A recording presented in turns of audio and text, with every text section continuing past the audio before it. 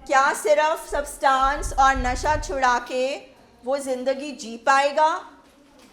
क्यों नहीं जी पाएगा? बेटा आप बताओ, आप क्यों नहीं? अगर सपोज आपसे नशा ले ले, जब आपको गोलियां नहीं मिले तो आपको क्या महसूस होता है? कुछ भी नहीं अच्छा लगता।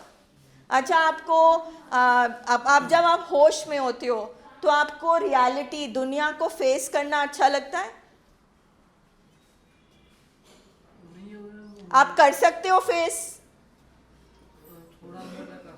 अगर आपको कोई आके कहे कि तू तो नशेड़ी है, तूने ये नुकसान किया, आप सह पाओगे? जब आपको कोई शर्मिंदा करे आपको दर्द होगा? ठीक है, आपको जो इतने नुकसान हो चुके हैं वो याद आएंगे?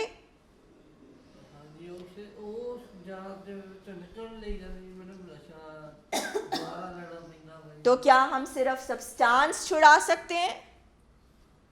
उसने जो बाकी सारे एस्पेक्ट्स खोए हैं, जो खत्म हुए हैं, जो शरीर है, जो उसकी सोचें हैं, जो उसकी यादें हैं, जो उसके अंदर दर्द है, जो शेम है, जो कैरेक्टर फ्लॉज हैं।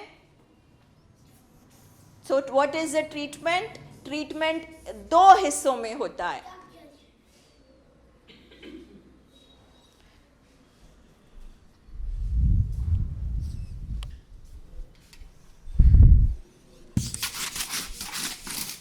अब ये जो असली चीज है जिसको हम कभी समझते नहीं और अपनी मर्जी की तरह करते हैं, हर डॉक्टर एक प्रिस्क्रिप्शन देता है। प्रिस्क्रिप्शन, आप दांतों के डॉक्टर के पास जाओगे तो वो प्रिस्क्रिप्शन देगा, आप डायबिटीज वाले के पास जाओगे वो प्रिस्क्रिप्शन देगा। तो जैसी हमारी बीमारी है उस पे दो तरीके से ट्रीटमेंट होता है, दो हिस्सों पे ट्रीटमेंट होता है, एक ब्रेन का, एक माइंड का। ब्रेन एक फिजिकल पार्ट है, शरीर का हिस्सा जिसमें ऑक्सीजन जा रहा है। आज हमारी बहुत बहुत close family member, very young person, इस टाइम अमेरिका में कोमा में है, उसका ऑक्सीजन जाना बंद हो गया और डॉक्टर्स ने कहा शायद ही वो जिंदा रहेगी। होता है ना ऐसा, लाइफ सपोर्ट सिस्टम पे लगा देते हैं ना पेशेंट को, ऑक्सीजन जा रहा है उसको, अब वो कोमा में है, अब उसका और कुछ भी हरकत नहीं हो रही। उतनी ही सच्चाई हमारे पेशेंट की है। उसके जो केमिकल्स हैं, जो उसकी खुराक है, जो रसायन है, जो डोपामिन है, जो कॉर्टिसोल है, जो सेरोटोनिन है, जिसकी वजह से वो केमिकल चलता है, जैसे खून की वजह से केमिकल बॉडी में, खून ज़रूरी है, खून का होना ज़रूरी है, उसी तरह ये केमिकल सही मात्रा में होने ज़रूरी हैं, वो खराब हो चुके हैं। सो डॉक्टर और साइकियाट्रिस्ट एंड मेडिकेशन से उसको ठीक किया जाता है। वो हमारा कंप्यूटर हार्डवेयर है, उसके अंदर ये मन चलता है, तो पहले इसको सही किया जाता है हॉस्पिटल में रहकर। और क्योंकि ये हमारे पेशेंट का सही नहीं है, इसलिए उनको ये क्लास, ये मीटिंग अच्छी नहीं लगती, उनको ये बातें अच्छी नहीं लगती, क्योंकि उनका जानवर का दिमाग अभी बीमार है, हावी हुआ है, वो सच्चाई नहीं देख सकते, उनको समझ नहीं आती, वो कुछ कर नहीं सकते, उनको सब महसूस दिख रहा होता है मगर वो कुछ कर नहीं सकते, वो बेबस होते हैं। तो ये हार्डवेयर को, ये केमिस्ट्री लैब को, केमिकल्स को थोड़ा स्टेबल किया जा रहा है ताकि वो इस हाल में आए कि वो हमारी बात को समझ पाएं और फिर छोटे छोटे एक्शन से उसको सही कर पाएं। सेकंड ट्रीटमेंट है मन का, बिकॉज मत जो हमारी मन है इसने समझाना है, ह्यूमन ब्रेन, इसने बताना है अपने आप को कि ये चीज़ तेरे लिए ठीक नहीं है।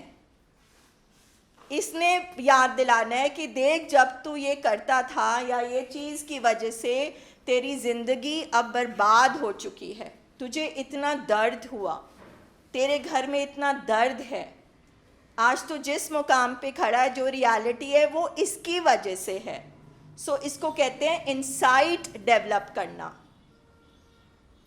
तो एक तो ब्रेन का ये ट्रीटमेंट दवाइयाँ करती हैं, और माइंड का, क्योंकि उसको तरीके नहीं आते। जब हम एक पर्सन से उसकी अल्कोहल ले लेंगे या सब्सटेंस ले लेंगे और हम उसको ये नहीं सिखाएंगे कि ये जो बायो साइकिल सोशो तुम्हारा डैमेज हुआ है, ये तो जो तुम्हारे रिश्ते टूटे हैं, ये जो तुम्हारे अंदर शर्म है, नुकसान है, इसको तू कैसे फेस करेगा, उसके लिए ट्रेनिंग प्रोग्राम बने थे।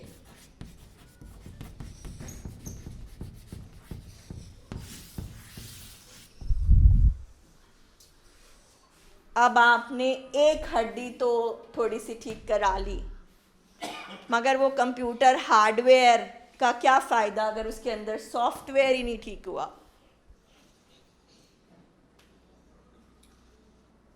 अगर उसके अंदर अभी भी झूठ है, अभी भी गुस्सा है, अभी भी चालाकियाँ हैं, कैरेक्टर फ्लॉज हैं, शेम है, गिल्ट है, पेन है, उसको वो कैसे ठीक करेगा? ये है रिहैब ट्रेनिंग। मगर हमारी बीमारियां तकरीबन कितनी लंबी होती हैं? 10 साल, 15 साल, 20 साल। जेनेटिक भी है, पिता पुरखी है, हमारी पर्सनालिटी है, हमें कैसे अपब्रिंगिंग कैसी हुई, कैसे पाला पोसा गया, कैसे हमें बड़ा किया गया, हमारे घर के माहौल कैसे थे, कैसे हादसे हुए हमारे साथ। बिकॉज कुछ हादसे सर्कमस्टांसेस भी होते हैं ना। अब जैसे वो जो कपल बैठा था वो शेयर कर रहे थे, सब ठीक चल रहा था, रूटीन टूट गई क्योंकि कोविड हो गया। कुछ चीज़ें हमारे हाथ में नहीं होती। तो जो इतने नुकसान हुए हैं, 7 दिन में, 10 दिन में, 15 दिन में, 3 महीने में कैसे ठीक हो जाएंगे? तो इसलिए ट्रेनिंग प्रोग्राम बनाया गया कि पेशेंट से तो हमने कुछ ले लिया, सब कुछ ले लिया पेशेंट से, तो उसको कुछ देंगे तो सही जिससे वो ज़िंदगी में चल सकेगा, बाहर जा सकेगा, फेस कर सकेगा, वो रियलिटी को फेस कर सकेगा, अपनी सच्चाई को बदल सकेगा, अपनी लाइफ में खुशी ला सकेगा। जो उसकी ब्रेन ने डोपामिन बनाना नेचुरल बंद कर दिया क्योंकि वो पुर्जा खराब हो गया ना, उसमें इतना बाहर से केमिकल डल गया, गोलियों का, ड्रग्स का, अल्कोहल का, सोचों का, कि उसने अंदर से जो असली हमें बाबा जी ने दिया था या भगवान ने जिसने भी हमें बनाया है, वो मशीन खराब हो गई है। अब उसको मशीन में दोबारा शुरू करने में टाइम लगेगा। इसलिए हमारे पेशेंट छोड़ने के बाद खुश नहीं रह सकते, क्योंकि उसके अंदर वो खुशी का डोपामिन अब केमिकल नहीं बनता। तो ये एक ब्रेन का प्रोसेस है। जिस तरह से मैं बोलूँ, 9 महीने लगते हैं बच्चे को अंदर आने में और बड़ा होने में। लगते हैं ना 9 महीने। वो एक बॉडी का प्रोसेस है, उसको हम बदल तो नहीं सकते कि हम तो 6 महीने में निकाल लेंगे बच्चे को बाहर। कर सकते हैं हम ऐसा? इसी तरह से ये ट्रीटमेंट का टाइमलाइन है, ये प्रोसेस है। आदतें भी बदलनी है, रूटीन के तरीके, रिश्तों पे काम करना है, दोबारा उस सोसाइटी में एक नॉर्मल लाइफ लीड करने की कोशिश करनी है। इतना सारा कुछ है। इसीलिए hospital, psychiatrist, doctor, training program, family education, क्योंकि अगर पेशेंट की टांग की हड्डी टूट जाएगी तो आप उसको उठा के पकड़ के चलाओगे ना, वो तो खुद नहीं चल सकता। तो जब हमारे पेशेंट का, मरीज़ का ब्रेन डिसऑर्डर होगा तो फिर हमें अपना ब्रेन यूज़ करना पड़ेगा ना। कैसे करोगे अपने पापा का यूज़? जो बीमार है, वो कोई जानबूझ के थोड़ी ना कर रहे, वो तो बीमार है, उनका तो ब्रेन ये अंदर से केमिकल बिल्कुल डिस्टॉर्टेड है, तो वो कैसे अलग पेशेंट हो गए?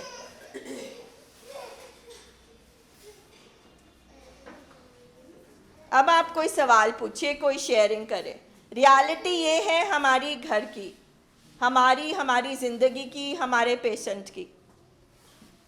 अगर आप उस रियलिटी को मानते हैं तो आप सेकंड स्टेप के लिए क्वालिफाई करते हैं कि फिर आप पूछे क्यों है ऐसा। तो हम आपको हॉस्पिटल में आने के बाद बोलते हैं because it is a disease.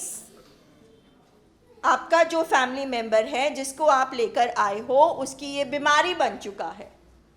वो जानबूझ के डिप्रेशन में नहीं गया, वो जानबूझ के शक नहीं करता, वो जानबूझ के अब नशा नहीं करता जा रहा, वो जानबूझ के नहीं ज़्यादा घबरा रहा, उसको जानबूझ के ज़रूरत से ज़्यादा डर नहीं आ रहा। अब क्योंकि केमिकल इम्बैलेंस हो गया है ब्रेन में, ब्रेन ठीक तरह से फंक्शन नहीं कर रही है, तो वो ऑटोमेटिकली इस तरह की हरकतें कर रहा है। तो आपका जो पेशेंट है उसका ब्रेन वर्क नहीं कर रहा है। You are sitting in a neuro psychiatric hospital जो ब्रेन का इलाज करता है। अगर वो सही नहीं कर रहा तो उसमें जिद कैसे आ जाती है? वो सुनते नहीं है, वो तो सही नहीं काम कर रहा।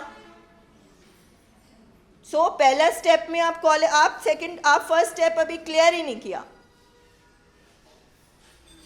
Accept the reality. What is the reality? आपकी जिंदगी की क्या सच्चाई है? आपको कितनी देर हो गई रिकवरी में? 7 से ना, कितने साल हो गए? 14 ठीक है, 14-15 साल हो गए। क्या सिर्फ नशे की बात थी? क्या क्या काम पे, क्या क्या चीज़ पे आपने काम किया? पहले नशे आप पे काम किया, उसके बाद कोई ऐसी 2-3 बातें जो हमने शेयर करी आपने अपने अंदर ठीक करी हो?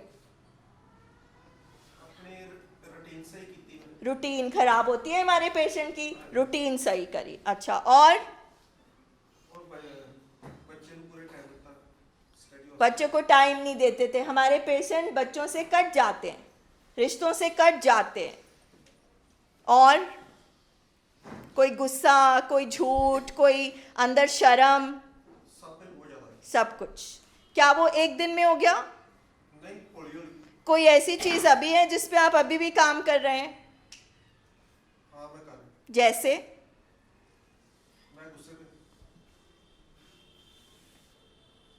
Natural basic human emotion. हम इंसान हैं, हर इंसान के अंदर गुस्सा है, पेशेंट में ज़रूरत से ज़्यादा है क्योंकि वो पेशेंट है। उसका ब्रेन ऐसे वर्क करता है, उसकी बॉडी कुछ ऐसी बनी है, ऊपर से उसको एक बीमारी है।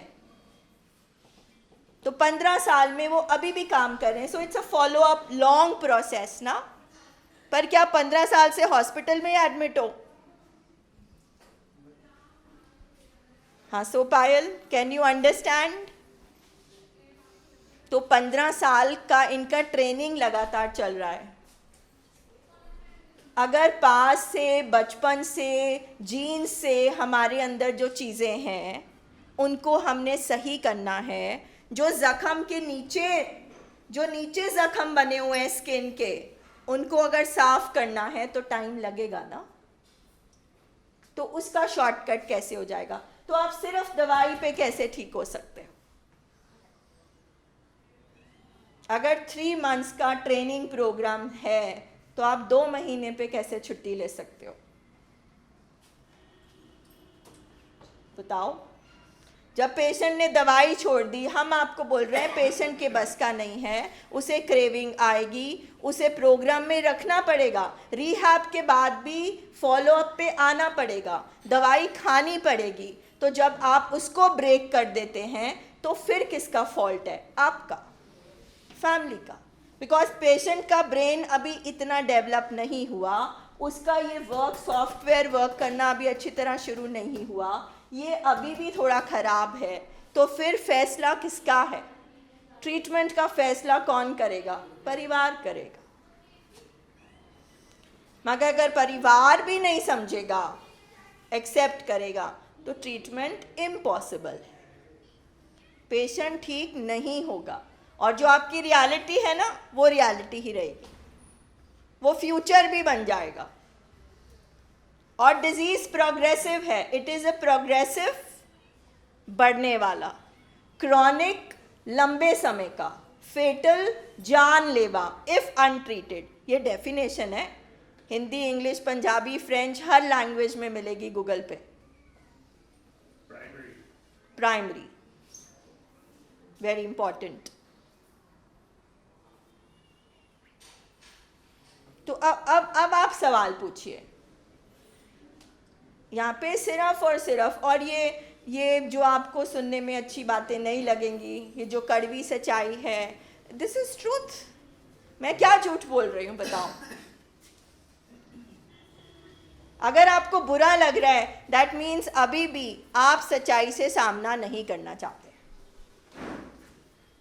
अभी भी आपका एक्सेप्टेंस 100% एक्सेप्टेंस 100% चाहिए, 100%।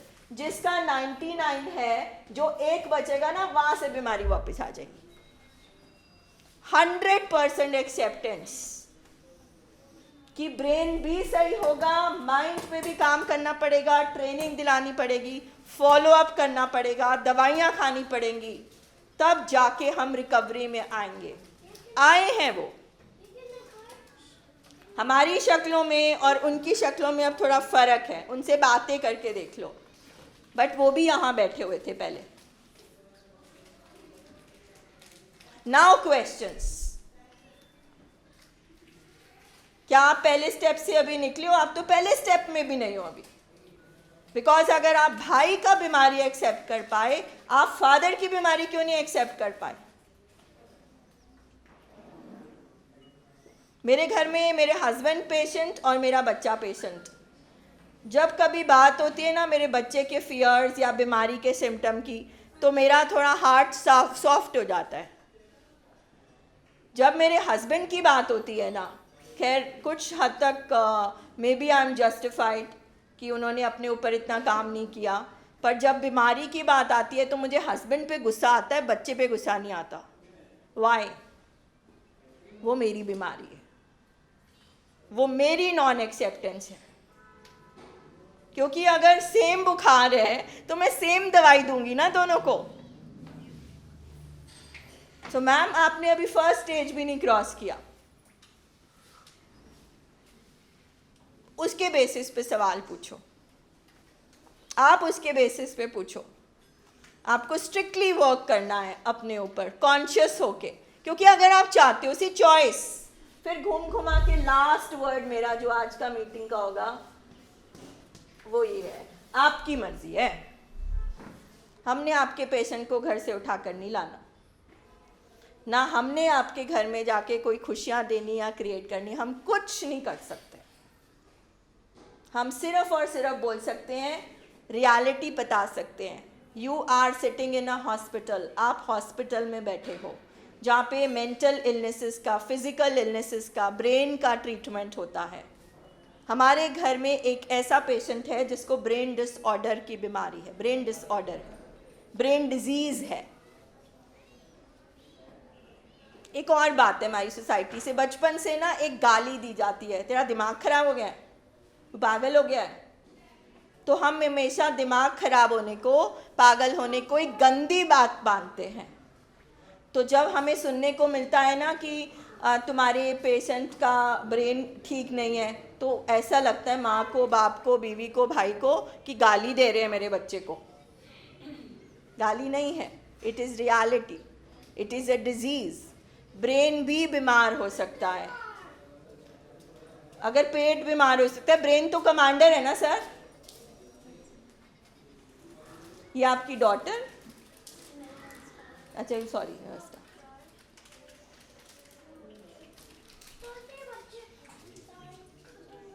सो अगर ब्रेन बॉडी के साथ लगा हुआ है, वहाँ पे भी सारे केमिकल और सारी चीज़ें हैं, तो अगर पेट खराब हो सकता है, किडनी खराब हो सकती है, लिवर, तो ब्रेन क्यों नहीं बीमार हो सकता? ब्रेन क्यों नहीं बीमार हो सकता?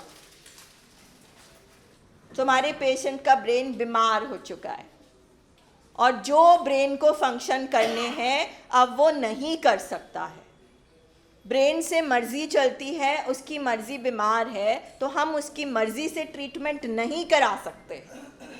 हमें अपनी मर्जी को यूज़ करना है। पहले हमें मानना है कि हाँ हम परेशान हो गए हैं, हम भी बीमार हो गए हैं, मगर हम डायग्नोज आइडेंटिफाइड पेशेंट नहीं हैं। हम साइंस के दायरे में पेशेंट नहीं कहला सकते अपने आप को। हम परेशानी की वजह से बीमार हुए हैं तो हम अपने आप को डिटैच करते हैं और देखते हैं जो सामने है ये तो हमारा बेटा है ही नहीं, ये तो एक मरीज है। That is what we have to do. कोई भी शेयरिंग, कोई क्वेश्चन आप नहीं पूछेंगे, क्वेश्चन नहीं मिलेगा इलाज।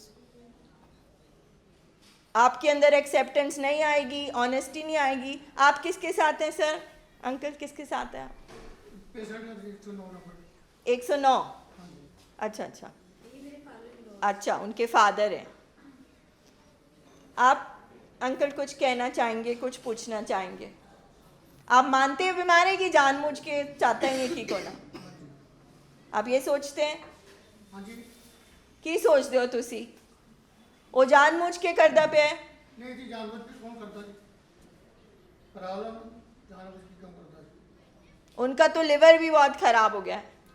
अब तो डॉक्टर ज़्यादा डरा हुआ है आपसे, क्योंकि डॉक्टर को लगता है अगर ये लिवर ठीक नहीं हुआ तो मैं तो इलाज दवाइयाँ ही नहीं दे पाऊंगा। तो ये रियलिटी है, इसमें कोई क्वेश्चन पाल क्वेश्चन?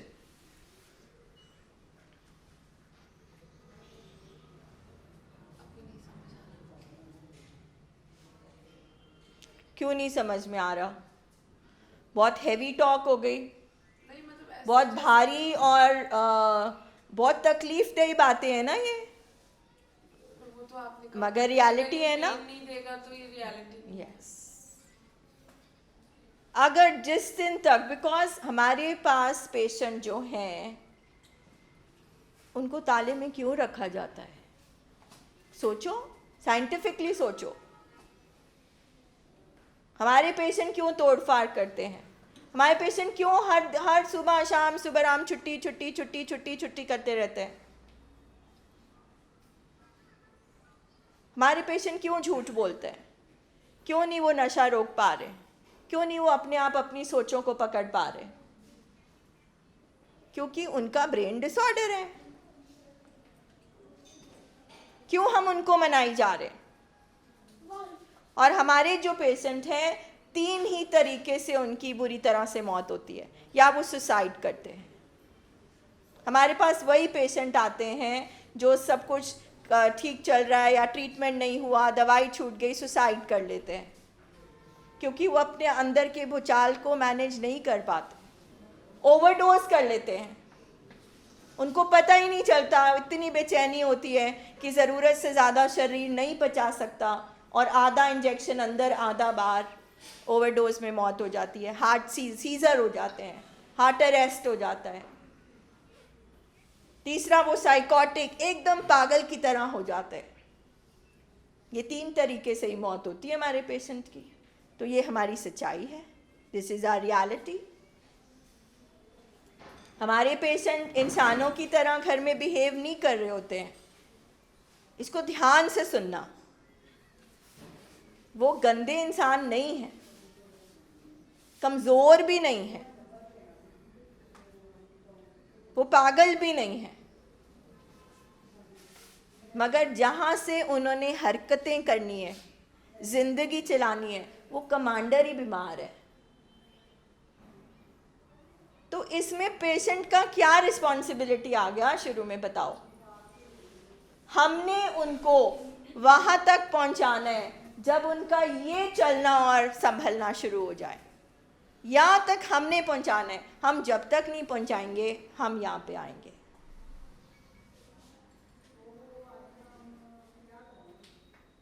पेशेंट तो नहीं समझता, यहाँ बैठ के फैमिली भी आए, ऊपर ऊपर से सुन के चले जाओ, नहीं मानो।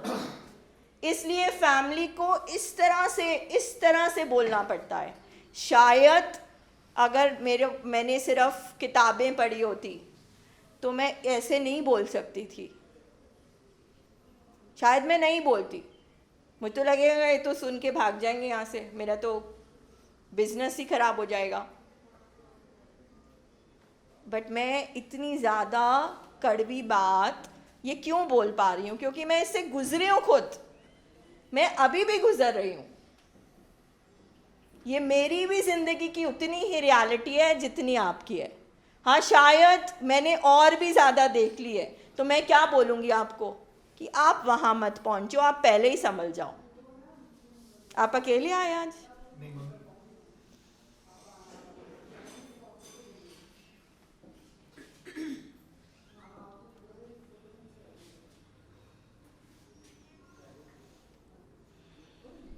और क्या बोलूँ?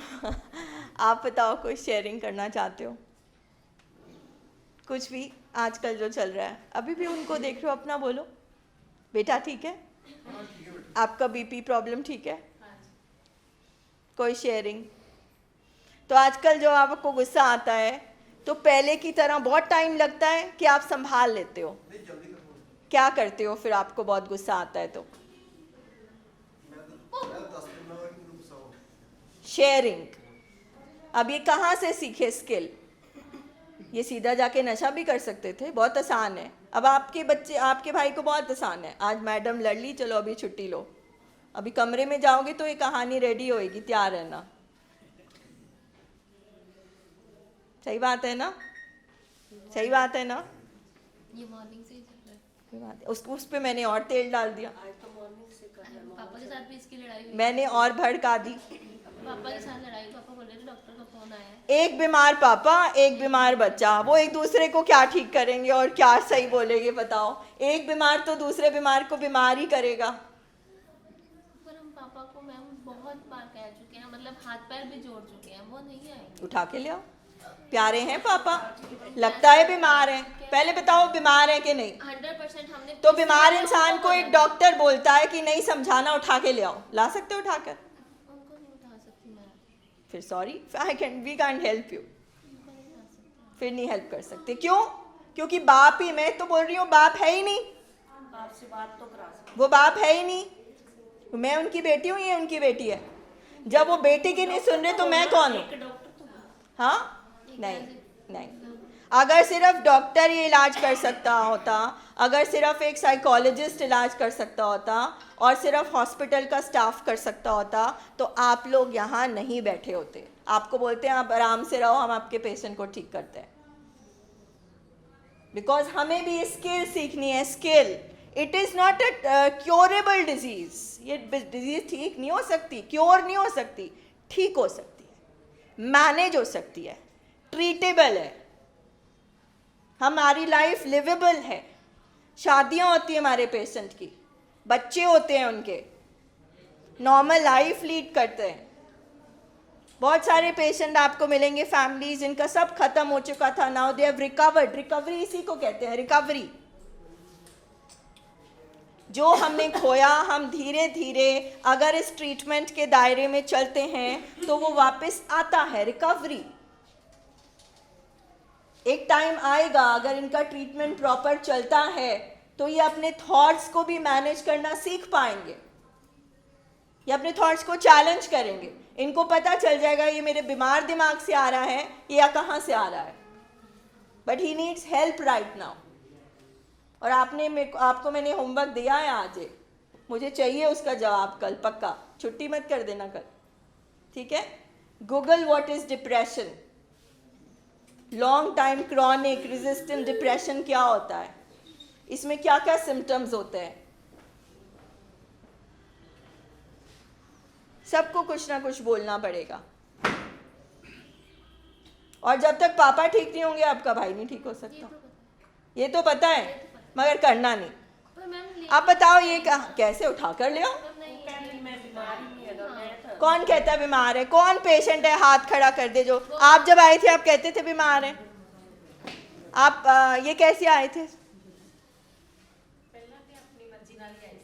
क्यों आए थे अपनी मर्जी से? उसका जवाब भी दे दो। पचनी बंद हो गई थी, हाँ, तो मर्जी नहीं होती। हाँ जी, आप क्यों आए थे? आप कैसे आए थे जी? ठीक है, और इनका तो मुझे अच्छी तरह याद है, कैसे उठा के लाए थे। हाँ जी हितेश, हम कभी अपनी मर्जी से आए यहाँ पे? आपको सारे जवाब मिल रहे हैं, आप किसी से भी पूछ लो। पर वहाँ पे भी ये वाले सारे वर्क नहीं करते मैम। क्यों? आपके पापा अनोखे हैं दुनिया में, उनको कोई अलग भगवान ने बनाया है? मैं बुला दूंगी, मैंने उनको बोला लास्ट 2 डेज मम्मी नहीं रहेंगे, वो आएंगे लास्ट 2 डेज। उन्होंने आना है, मैंने उनको बोल रखा है कि मैंने भी जाना। मैम मैं चंडीगढ़ जॉब करती हूँ, मैंने आज की छुट्टी ले रखी है, मतलब 2 छुट्टियाँ ली थी। तो मैंने कहा मैंने भी जाना है वहाँ पे, इतना नहीं मैं कर सकती, छुट्टियाँ नहीं ले सकती, तो आपको आना है लास्ट 2 डेज या 3 डेज। जैसे कल छुट्टी है, एक्चुअली वो विकास बैंक में है ना इस टाइम पे जॉब आप चाहते हो कि पापा ट्रीटमेंट में आए? हाँ जी। बिल्कुल 100। तो फिर हम आपको तरीके बताएंगे, आप फॉलो करोगे? पूरे करोगे 100%? ठीक है, आप मीटिंग के बाद मिलो मुझसे। कोई क्वेश्चन, एनीथिंग?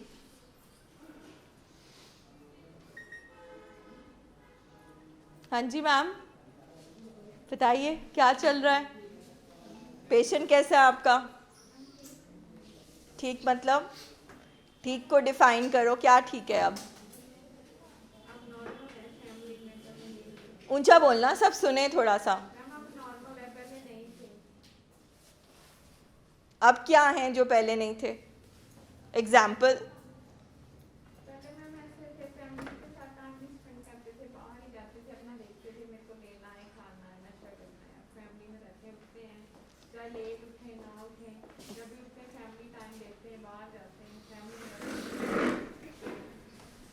तो यही बातें कर रहे थे हम मीटिंग शुरू होने पे।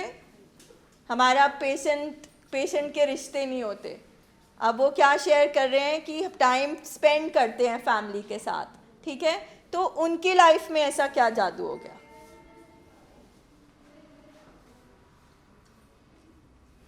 फर्स्ट स्टेप था हमारा what is the reality of life. आज हमारी वर्तमान रियलिटी क्या है?